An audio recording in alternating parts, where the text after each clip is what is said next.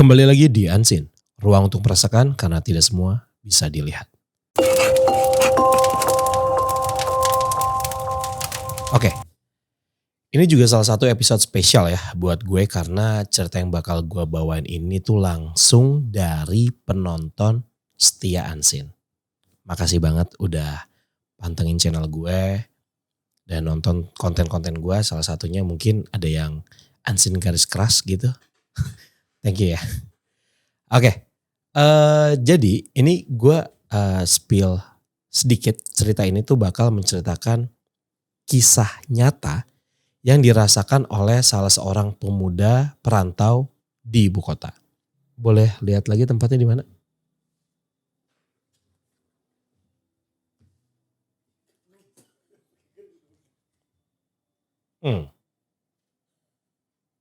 Ini kayak gue tahu tempatnya. Ini gue sering lewat nih kayaknya. Oke, tapi seperti permintaan yang punya cerita untuk menjaga identitas dan lain-lain, jadi gue akan tetap membuat konfidensial. Alright, langsung aja kita bacain emailnya. Assalamualaikum warahmatullahi wabarakatuh Mas Fadi, perkenalkan Mas, nama saya Alif. Sudah disamarkan sama tim gue ya. Dari Wonogiri. Saya mengucapkan minal aidin wal faizin dan ingin bercerita tentang pengalaman spiritual saya Mas pada akhir tahun 2019 lalu. Disclaimer Mas, cerita ini sebenarnya pengalaman saya pribadi Mas. Hanya saja saya menggabungkan cerita dari perspektif teman-teman kerjaan saya yang lain agar menjadi sebuah cerita yang runut. Soalnya timeline sebenarnya itu tuh rentan waktunya tuh kurang lebih 1 bulan. Jadi aku persingkat dan aku ambil cerita-cerita yang kiranya penting saja.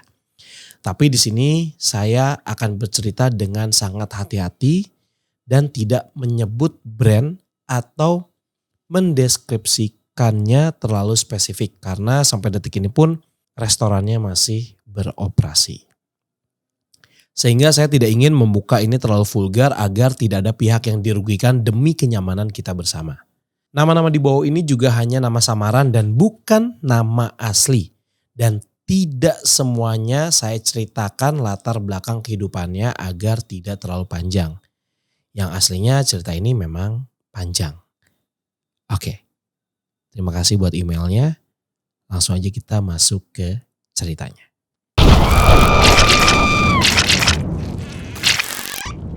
Perkenalkan, namaku Endut. Anak desa yang coba mengadu nasib ke kota. Cerita bermula saat aku mendapatkan pekerjaan baru di salah satu rumah makan di Jakarta. Aku masuk pada pertengahan tahun 2019 di pekerjaan yang sangat menyenangkan dan berkesan bagiku. Karena di lingkungan kerja itu banyak teman-teman dari berbagai suku di Indonesia. Keragaman kami sangat menyenangkan sehingga kerja pun sangat bersemangat dalam melayani tamu-tamu kita. FYI, semakin naik omset kita semakin besar salary-nya. Itulah kenapa kita sangat solid dalam tim. Rumah makanku omsetnya sangat fantastis dari warung-warung lain di kanan dan kiri. Sebagai gambaran, kasir dari awal buka sampai tutup cuma bisa duduk saat istirahat saja. Sama sekali tidak ada jeda untuk sekedar menyempatkan menaruh bokong ke kursi. Kebetulan aku di posisi depan saat itu. Sehingga aku tahu betul seberapa lelah saat itu. Suatu malam kurang lebih jam 9 malam pada saat ramai-ramainya rumah makan, listrik tiba-tiba padam dan anehnya hanya tempat kami yang mati listriknya. Yang sangat amat aneh, di depan rumah makan ada tiang listrik yang seperti tersambar api dari bawah tiang. Namun api itu singkat sekali. Aku saat itu tidak melihat, namun Budi, salah satu waiter yang saat itu sedang mengantar makanan ke meja di lantai atas, melihat kobaran api tersebut melalui jendela yang menghadap langsung ke depan rumah makan. Orang selanjutnya yang sama melihatnya adalah manajer kami, Pak Tri namanya. Beliau masih muda, baru beberapa tahun menikah. Sampai herannya manajer kami juga melihat, hanya terdiam dan menatap ke arah Budi. Seperti menggambarkan bahwa mereka melihat kejanggalan itu bersama. Sementara listrik padam, pengunjung masih tetap stay di meja mereka agar tamu tidak merasa terlalu gelap. Lilin-lilin pun dihidupkan dan dibagikan ke meja-meja tamu oleh waiter. Ada beberapa lilin yang ingin dihidupkan, namun ada pula tamu yang tetap nyaman ketika gelap. Pukul 10 malam, listrik kembali hidup. Situasi aman dan tidak muncul keanehan-keanehan lagi. Setelah close, kami terbiasa menyempatkan nongkrong bersama di teras samping untuk sekedar melepas penat dan bertukar kisah di tengah perbincangan malam kita. Budi bertanya, tadi pas belum mati lampu ada yang lihat yang listrik kebakar nggak? Tapi apinya dari bawah. Seketika kami berempat terdiam. Kebetulan di teras samping meja berhadapan langsung dengan bar. Sambil membuat minum di meja bartender, manajer kami menyahut. Lihat, saya lihat tadi di atas. Tapi kok kayak kebakarannya dari bawah ya? Yuli pun menyahut, saya juga pak. Seketika, suasana pun sunyi. Di sini Yuli bercerita bahwasanya waktu kelihatan api itu, ia berada di teras depan yang sedang membersihkan meja tamu yang sudah pergi. Anehnya, seolah hanya Yuli seorang yang melihat kilatan api itu. Tamu-tamu di meja lainnya masih bersenda gurau di meja masing-masing, seolah tidak melihat apa yang dilihat Budi. Padahal, jarak antar tiang dan meja terluar tidak lebih dari 5 meter. Setelah cerita mereka, sontak aku terdiam dan berpikir kesana kemari. Aku di sini memang tidak bisa melihat yang tidak terlihat. Dan sebenarnya aku pun menyimpan rasa takut. Tetapi aku selalu mendistraksi pikiranku dengan melogikakannya. Aku diam dan senyum kecil. Suasana pun cair dan satu persatu mereka pamit pulang. Aku pun mulai bebersih badan dan bersiap untuk ikut pulang. Namun saat aku lihat jam, tidak terasa waktu menunjukkan 1.30 malam. Aku pun memutuskan untuk tidur di sini daripada aku harus muter-muter gonta-ganti busway jam malam untuk pulang ke kos. Karena kosku jauh dari rumah makan dan minggu ini aku shift sore. Akhirnya aku memutuskan untuk tidur di lantai atas dan pulang pagi hari. Aku memang sudah terbiasa tidur di situ saat malas pulang ke kos ataupun jumping shift dari sore ke pagi. Kadang beberapa teman kerja juga demikian. Awalnya aku biasa saja dan coba untuk melupakan apa yang terjadi malam itu. Sampai akhirnya mereka semua pulang, menyisakan aku dan Pak Manajer. Ketika Pak Manajer ingin pulang, beliau berpesan, positive thinking wae mas, wong Jowo sing penting unggah ungguhe. Yowis, kabeh lawang jendelo dikancing. Sadurunge turu, lampu sing kamar mandi karo kitchen dipateni wae ben hemat. Dan cerita aneh dimulai di sini. Ketika aku mengunci pintu, aku merasa seperti tidak nyaman berada di dalam. Aku matikan juga lampu dan bergegas ke atas. Di langkah pertama di tangga, ekor mata kiriku melihat di sudut pojok pintu berdiri sesosok hitam besar setinggi pintu.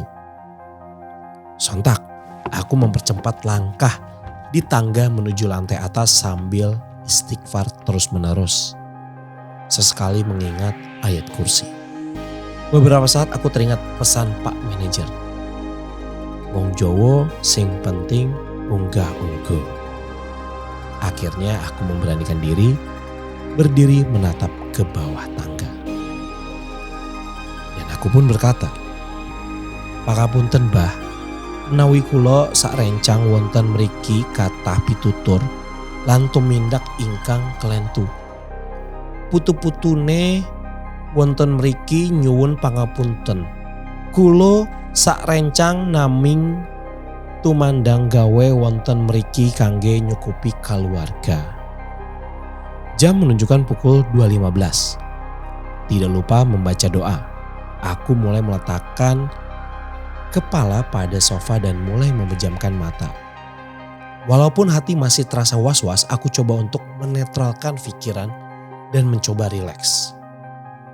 Beberapa saat ketika aku mulai tertidur, aku tertegun ketika mendengar dari bawah benda jatuh seperti nomor meja yang jatuh dari meja kasir. Jantung berdetak hebat. Pikiran melayang entah kemana.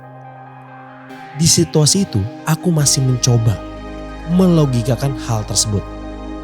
Mungkin ada tikus atau mungkin dari luar. Karena berada di pinggir jalan mungkin kendaraan berat baru saja lewat atau apapun itu sehingga menimbulkan getaran.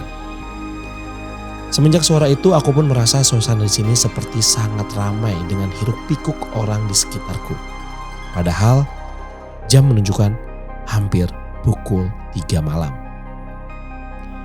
Di perasaan yang tidak karuan seperti ingin pulang saja, entah naik apa akan tetapi aku berpikir soal kunci rumah makan yang aku titipkan ke siapa. Kalaupun aku bawa kunci ini, rumah makan mulai beraktivitas jam 6 pagi dengan supplier-supplier bahan makanan yang sudah mulai berdatangan. Sangat tidak mungkin. Mengambil handsfree di ranselku, aku mulai memutarkan lagu-lagu cadas untuk mendistraksi pikiranku dari hal-hal sebenarnya masih berupa tanda tanya di kepalaku. Apa yang terjadi di sini? Alarm di handphone berbunyi. Aku terbangun dengan mata yang terasa berat, bak tidak tidur semalaman.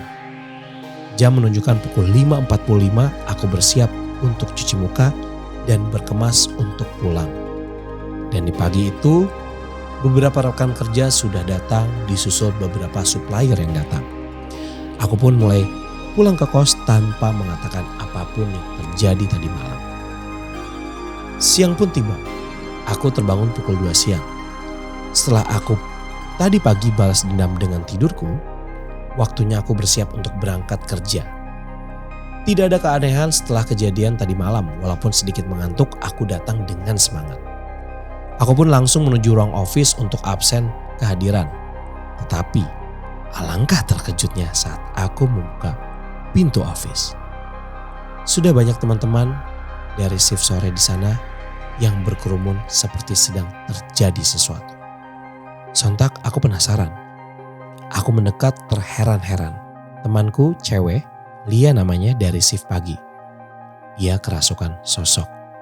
Dia menangis, terkadang tertawa. Teman-teman serta beberapa staf berusaha memegang badan Afi agar tidak terjadi sesuatu. Sampai akhirnya datang orang yang dapat menangani hal itu.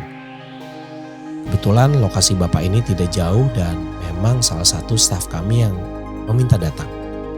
Bapak ini datang lalu mulai berkomunikasi dan akhirnya dibacakanlah doa-doa. Diketahui sosok ini perempuan namun tidak banyak informasi yang didapat.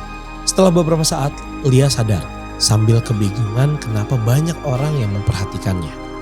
Saat itu pun Afi pingsan. Mungkin dia masih syok dengan apa yang dia rasakan. Sesudah Afi siuman, Afi diminta untuk pulang. Akan tetapi, ia menolak dan bersikukuh untuk tetap masuk kerja. Lalu semua kembali ke tempat masing-masing seperti biasa. Kebetulan hari ini lumayan longgar, tidak terlihat antrean padat di meja. Maka dari itu kita mengiyakan kemauan Lia. Salah satu teman kita berkata, ini jam segini biasanya kita nggak berhenti nganter orderan. Hari ini tuh bisa dihitung dah. Ya seenggaknya nggak sepi-sepi seperti kuburan.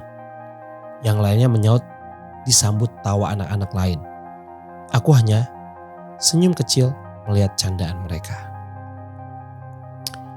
Ya, memang hari itu sampai menjelang maghrib pun tidak seperti biasanya. Aku yang tadinya berjalan ke sana kemari sepanjang shift kali ini banyak duduknya.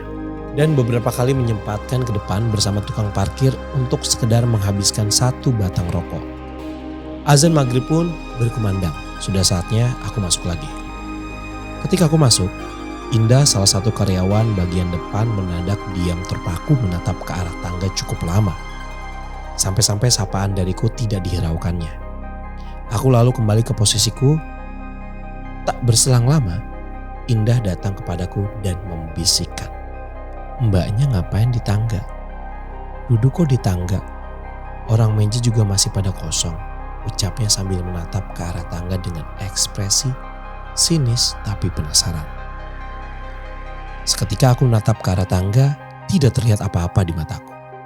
Waktu itu aku hanya menganggap Indah hanya bercanda untuk menakutiku. Capek kali mbaknya naik tangga, makanya duduk dulu di situ. Hehe. Salat maghrib sana, ucapku sambil tertawa kecil.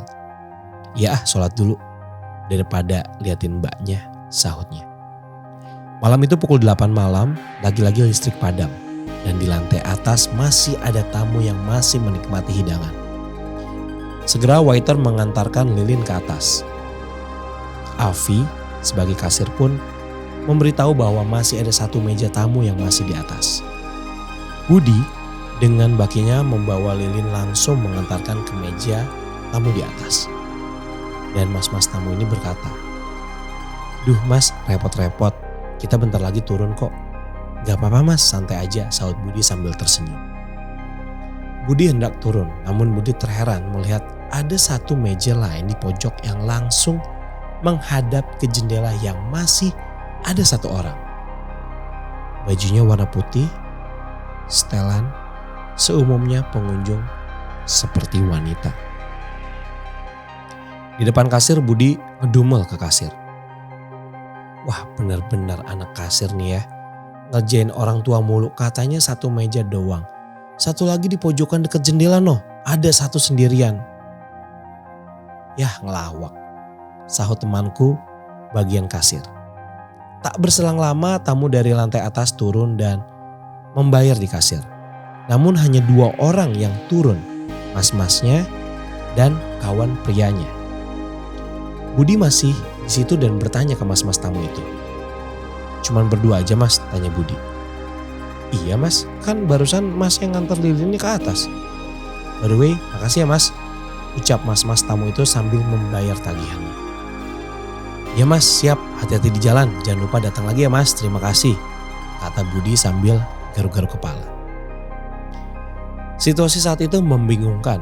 Ada beberapa karyawan yang benar-benar tidak diperlihatkan keanehan itu. Ada juga beberapa sampai parah hingga kerasukan. Seiring berjalannya waktu, keanehan semakin menjadi-jadi. Kerasukan hampir di setiap ba'da maghrib ke sebagian cewek di sana. Dan pada akhirnya kabar tersebut sampai ke telinga manajemen. Namun saat itu dari pihak manajemen hanya menyarankan kita agar sabar, ikhlas dan legowo. Agar kita tetap teguh pada iman kita. Bahwasanya keburukan akan menuai keburukan dan kebaikan akan menuai kebaikan. Semua tempat pasti ada yang menunggu. Tak luput juga dengan tempat ini yang dulunya mungkin ada satu cerita tempat ini. Namun seyogyanya kita tidak harus menakutinya. Hanya Tuhanlah yang hendaknya kita takuti. Kita cukup mempercayai keberadaan saja tanpa harus mengusik satu sama lain. Begitu pernyataan pihak staf kepada kita. Dengan kejadian-kejadian yang membuat kita stres, sepulang kerja aku, Pak Manajer, Mas Ardi, dan Mas Ilham memutuskan untuk keluar sejenak untuk nongkrong ke warung terdekat sembari menikmati suasana malam. Setelah berkeliling dengan berjalan kaki, akhirnya kami memutuskan untuk karaoke sebentar di salah satu family karaoke. Tak terasa waktu kami rasa sebentar, ternyata kami terlarut sampai pukul 2 malam. Akhirnya kami berempat memutuskan untuk tidur di rumah makan. Toh kunci masih dibawa Pak Manajer. Kami beranjak menyusuri jalan-jalan hingga sampai kami di depan rumah makan. Di situ kami berempat sejenak berhenti seolah kami ingin melihat kejadian akhir-akhir ini. Di situ kami berempat sejenak berhenti seolah kami ingat kejadian akhir-akhir ini. Namun Pak Manajer menatap langkahnya sambil berkata, "Yuk, bismillah yuk," sambil ketawa dan mengayunkan tangan. Aku dan yang lainnya pun langsung memantapkan diri. Pintu mulai dibuka, kami pun beranjak masuk. Kebetulan aku dan Mas Ardi pergi ke dapur dulu untuk mengambil air mineral. Sekalian aku cek ulang, jendela dan pintu-pintunya mungkin belum terkunci. Setelah itu tinggal pintu utama yang belum kami kunci. Aku dan Mas Ardi langsung menguncinya.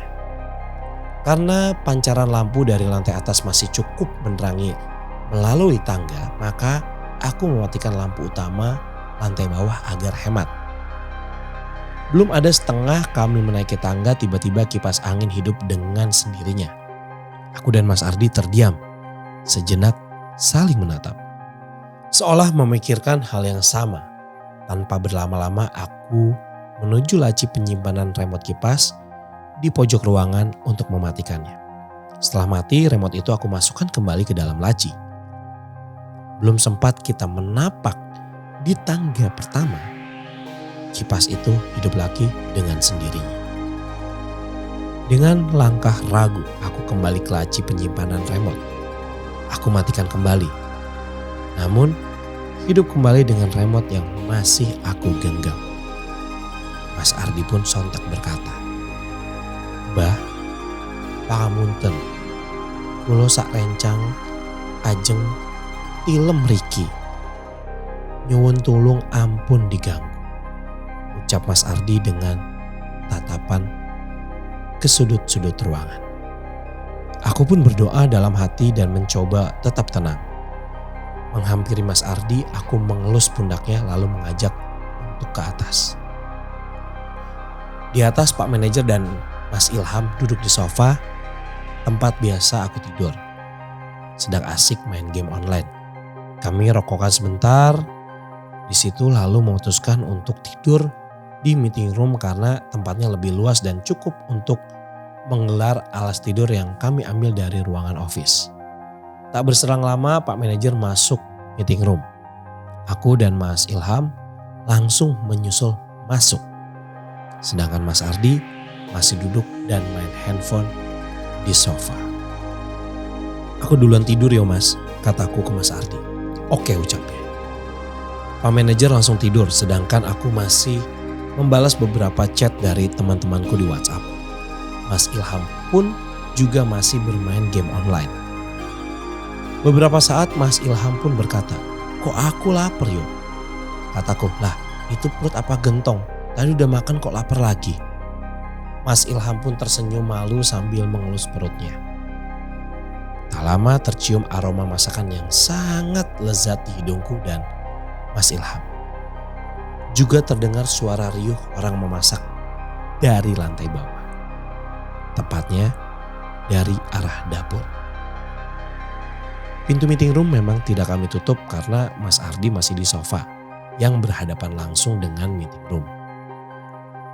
Tak heran kalau suara dari luar masih terdengar. Mas Ilham yang sedari tadi sudah mengeluh lapar berkata, "Mas Ardi masak yo," sambil melihat sofa yang kosong tidak ada Mas Ardi. "Mas Ardi terbaiklah, belum aku sempat bilang lapar, udah masak di bawah. Baunya enak lagi," kata Mas Ilham lalu berdiri berniat untuk ke lantai bawah. Aku pun mengiyakannya karena kulihat Mas Ardi juga tidak ada di sofa. Aku ikut keluar pindah ke sofa. Langkah Mas Ilham terhenti di tengah-tengah tangga, melihat ke arah dapur yang terlihat gelap. Perlahan Mas Ilham kembali ke atas menghampiriku di sofa. Belum sempat aku bertanya, suara pintu toilet terdengar. Pandanganku pun fokus ke arah toilet. Begitupun Mas Ilham. Alangkah terkejutnya aku dan Mas Ilham melihat Mas Ardi keluar dari toilet sambil mengeringkan rambut dan wajahnya yang terlihat basah dengan handuk kecil. "Loh, katanya mau tidur, kok keluar lagi?" ucapnya sesekali mengusap wajah. "Dari mana Mas?" kataku. "Abis mandi, lengket ini badanku." "Ya gimana?" jawab Mas Ardi. Aku dan Mas Ilham seketika lemas, duduk terdiam, seolah tidak percaya dengan yang kami alami. Mas Ardi masuk ke meeting room disusul aku dan Mas Ilham. Kemudian kami semua tidur dengan alas kasur tipis dengan aku dan Mas Ilham yang masih bertanya-tanya. Hari berikutnya aku sengaja berangkat kerja lebih awal dari jam seharusnya. Aku sempatkan ke rumah makan sebelah ingin menanyakan perihal tadi malam. Di sana ada beberapa temanku yang cukup aku kenal. Di sana aku bertanya ke salah satu waitersnya. "Kemarin emang ada karyawan yang nginep di sini?" tanyaku. "Nggak ada bre, jarang ada yang mau tidur di sini," jawabnya dengan bingung. Tidak lama aku di situ, aku pun pamit keluar. Di depan rumah makanku, aku berdiri sejenak dan memandang beberapa papan namanya. Lalu aku bertanya dalam hati, apa yang terjadi di sini? Aku pun masuk kerja. Di dalam aku melihat ada pria berpakaian koko dan wanita berhijab panjang duduk di pojok ruangan membaca Al-Quran dengan khusyuk. Aku hanya bisa menatap beliau dengan senyuman. Rekan kerjaku mendekatiku dan berkata, "Itu Pak Ustadz sama Bu Ustadz, doain biar gak ada apa-apa lagi di sini," sambil mengelus pundakku. Aku lekas menuju office untuk absensi kehadiran. Di sana aku lihat Bapak owner sedang berbicara dengan orang yang menggunakan setelan muslim. Sepertinya teman dari Pak Ustadz. Namun aku lekas absen, fingerprint, dan bersiap untuk memulai bekerja. Tanpa ingin tahu apa yang sedang beliau-beliau ini bicarakan. Sesampainya aku di depan terlihat Lia yang waktu itu sering sekali kemasukan. Sedang berbicara di meja pojok dengan Pak Ustadz dan Bu Ustazah. Entah apa yang mereka bicarakan. Kita semua hanya fokus dengan kerjaan kami masing-masing dan berharap semua ini cepat berlalu. Hari itu semua berjalan normal. Hanya saja entah mengapa setelah kejadian tiang tersambar listrik itu, tamu-tamu seperti berkurang. Bahkan bisa dikatakan sepi sekali. Bahkan dapur pun yang biasanya ramai dengan pesanan makanan kini, pada kokinya pun banyak duduk dan hanya memainkan gadget mereka. Jam 11 pun tiba, papan open sudah dibalik menjadi close. Seperti biasa, sebelum pulang kita sempatkan berbincang sembari menghabiskan 1-2 batang rokok di atas teras samping. Di situ Pak Manajer dan beberapa dari kita yang belum pulang berkumpul di satu meja. Pak Manajer menekankan untuk semua berdoa agar rumah makan ini dapat tetap berjalan sebagaimana mestinya. Dan dimohon untuk tetap menjaga tim tetap solid dan tetap bersemangat. Berdasarkan info yang didapat dari Pak Ustadz dan Bapak Owner, Pak Manajer mengatakan bahwasanya tempat kita sedang diserang oleh pihak-pihak yang tidak suka akan adanya rumah makan ini atau suksesnya rumah makan ini dengan mengirimkan paket berupa 2 kuntilanak dan 1 genderuwo. 1 kuntilanak di lantai atas, 1 kuntilanak di tangga, dan 1 genderuwo di sudut pintu masuk. Tujuan dari paket tersebut yaitu membuat penghuni di sini atau karyawan-karyawan di sini agar tidak betah dan merasa takut dan ingin pergi. Ya, memang itu tujuan si pengirim untuk menghancurkan rumah makan ini dari dalam. Mendengar kabar yang disampaikan Pak Manajer barusan, kami semua istighfar atas semua yang terjadi. Mulai malam itu kita semua memperbaiki diri kita masing-masing dan mencoba untuk menjadi lebih baik lagi ke depannya. Akhirnya kami semua berkemas untuk pulang dan bersama mengucapkan Assalamualaikum sebelum kami mengunci pintu depan. Dan kami pulang ke rumah masing-masing dengan sejuta pertanyaan di kepala dan perasaan campur aduk. Esok harinya kami semua baik-baik saja. Selesai. Wow, ceritanya cukup membuat penasaran ya. Jadi pengen makan ke restoran itu sekarang. Biar laku lagi.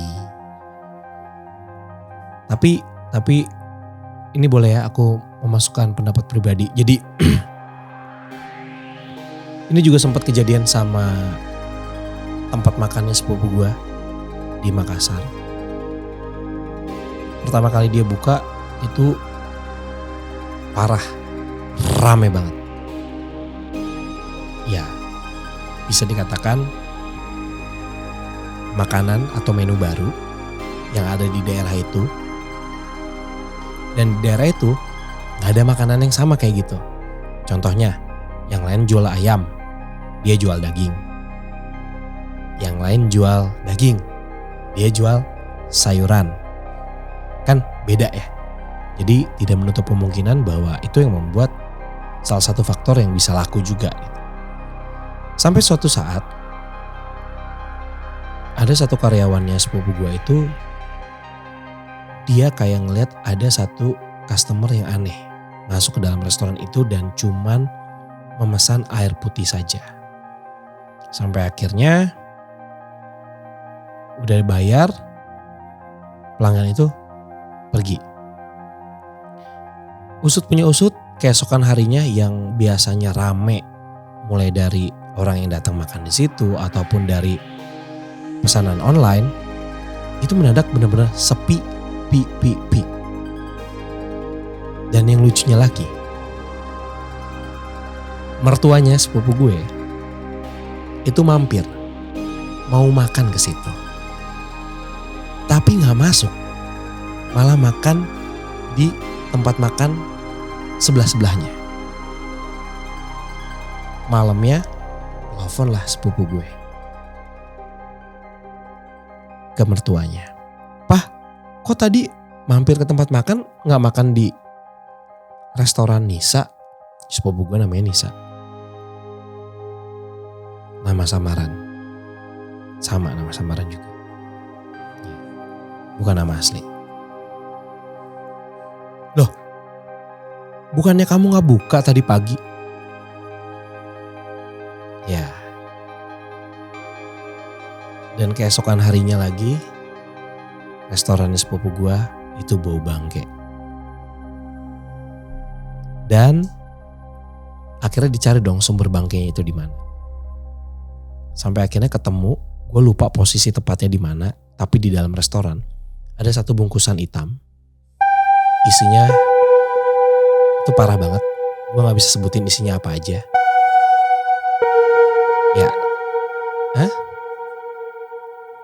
Ya, isinya macem-macem lah. Pokoknya nggak tahu kenapa restoran itu jadi bau bangke. Ya akhirnya sepupu gue nelfon gue, ya gue bilang udah langsung aja doain apa segala macem. Ya pasrahin aja ke Tuhan. Dan puji Tuhan alhamdulillah sekarang udah mulai laku lagi.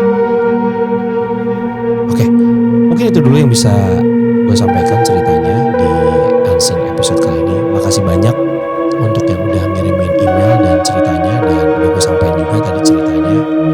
Dan mudah-mudahan untuk kedepannya, untuk kalian yang pengen juga bercerita, punya pengalaman apapun itu, menyeramkan ataupun menakutkan, bisa dikirimin aja langsung ceritanya ke email kita di vadipotret@gmail.com. Dan juga buat kalian jangan lupa subscribe, like, and comment. Sampai jumpa lagi di Unseen berikutnya.